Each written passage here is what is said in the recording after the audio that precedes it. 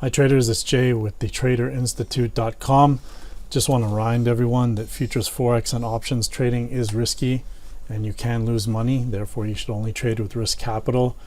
Please consult your financial advisor or investment professional before making any investments in futures, forex, or options. No guarantee of income or solicitation of futures, forex, or options or any other financial instrument is being made in these videos. All right, good morning. This is a recap from regarding Friday's levels. That was the 22nd. It's now Monday the 25th in Hong Kong, the night of the 24th, New York. And we had certain levels that we discussed during the agent session on Thursday night going into Friday, and the levels performed quite well as usual. The key levels for Friday ended up being 87.25 and 81. And what happened? Well, right around the European Open, shortly after the European Open, we had just a pop of the level at 87.25. It went up to, I think, 80. Let's grab the data box. Where's my data box here? Here we are. It popped. It went to 88.75. So it went 5 ticks or 6 ticks through our level. Or sorry, 89. So it went 6 or 7 ticks through our level. Came back down. We played around our levels at 85 and 84 and 85, 2084, 2085 on the yes here. We came within 2 ticks of our level at 87.25 again, went back down, played between 84 and 85, and then we finally went back down and tested our level at 81. The level at 81 was breached by 6 ticks, and then, well, what did we do? We came back up above it, went to 84, within 84 exactly, back down to our level 81 within 1 tick, and then launched back up to establish the London highs. We can see it bounced off 87 very nicely, again back down to our level 85, up to 87 again, get a bounce off of it again, back up to 87.25 one more time, poke through it by 2 ticks, and then sell off going into the US session. I've changed my chart times to New York time so you can see exactly when that is, Eastern time. So we sold off down to 81.75, so within 3 ticks of our level 81. What did we do? Back up to 84 and 85. Played around there a little bit and basically sell off into the US Open. So US Open on Friday morning, 81 was the level. It went to 80.75 after the open, so it went through that level just by a quarter point, so just 1 tick. And where did we go? We shot off up to the 87 quarter level we had. We actually came back down within that 5-minute candle. We came back down to 84, went through it by 1 tick, and then back up to test and play around this 87.25. Now this is important. During this time period, in the regular session room, I actually said, I pointed out to everyone that we're testing the London highs. If you took a trade that your first target would be 85, and it did get there, so there was 2 points available there. We bounced off that very strongly. pretty bullish candle on the 5-minute. And what I told everyone in the room live, it's recorded. You can go watch the regular session recaps if you want. Anyway, I told everyone during that time that, okay, well, they've tested the London high and we've got a reaction.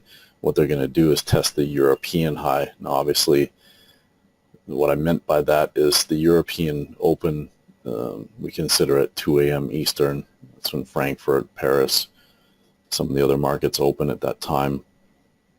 So we'd already tested the London Open. We were going to test the European Open, which was also pretty close to our level at 87.25. It was at 89, so only 7 ticks away. I said, I bet you they're going to come up and test that, okay?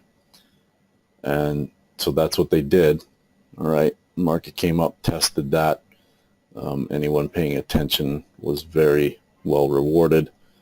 Initially, the market came down in short order all the way down to where? 81, 81.25. So within 1 tick of our level at 81, back up to 84, went as high as 84.50. So only 2 ticks through the level, and then down. Now we didn't get down to 72.25. But I think I recall telling people that, take profits, because that's, it was stalling here, and you can see there was quite a long consolidation getting ready to go into the lunch hour. And people mentioned it in the room. I don't know who it was, Morning Ali. People mentioned in the room afterwards, they said, hey, Jay, we're back at 81. Well, yeah, no surprise, going into lunch. We came back up to 81, tried to test the lows of the day, and then in the afternoon, a typical Friday afternoon rally. And where's the first place that the market had an issue? Well, back at 84. So hit 84, consolidate a little bit, pushed up through, back down below it. It's Friday afternoon, so I mean, most people aren't really actively trading when we get close to 3 or 4 o'clock anyway. And what's interesting, what we have is it looks like we've had a gap on some of the indices. We gapped up to where else? We had a level at 75, and it only pushed through it by 3 ticks. And then now look at where the market is again, 87. Our level at 87.25. We've come within a tick 2-3 times already. Yeah, exactly, Ollie. Because of your levels, I told everyone to short ES, and some traders did. Very good, Ollie. See, and that's the thing, people. It's not just about what I'm doing and calling. It's the fact that the members are benefiting, and that's what's most important. Hey, Tom has a good question. What's the difference between the red lines and the black lines on the chart? The levels that are denoted in black, they indicate levels that we feel are going to be do or die levels. Those are longer term usually, and those are areas where we really expect the market to have a significant reaction. The red levels, they are levels, they are still significant. However, they're not necessarily do or die levels that would lead the market to make a significant move one way or the other. So that's the difference. Going into Monday, what do I see on the ES? Well, I've added a couple more levels in here and adjusted some others, essentially for the upside to remain intact. What I feel is we would have to stay above 20.80.25, okay? And that upside action should be contained by either 2100.25 or 2105. Okay, if we go beyond that, well, then I think 2170 over the next few days and weeks will probably be in play.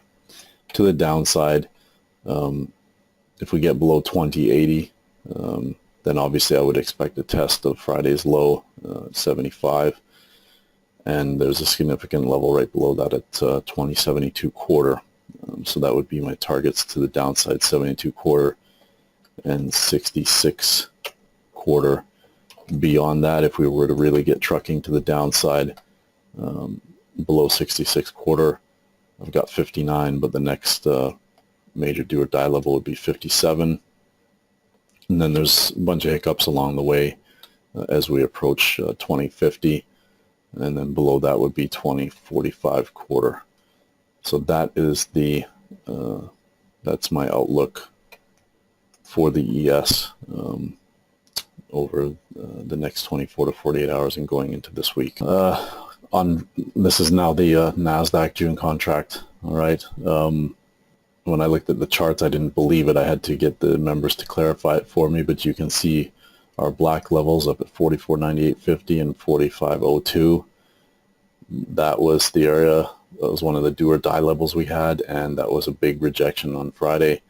45.0175 was the high. Our level was at 42, so we missed the high by a tick.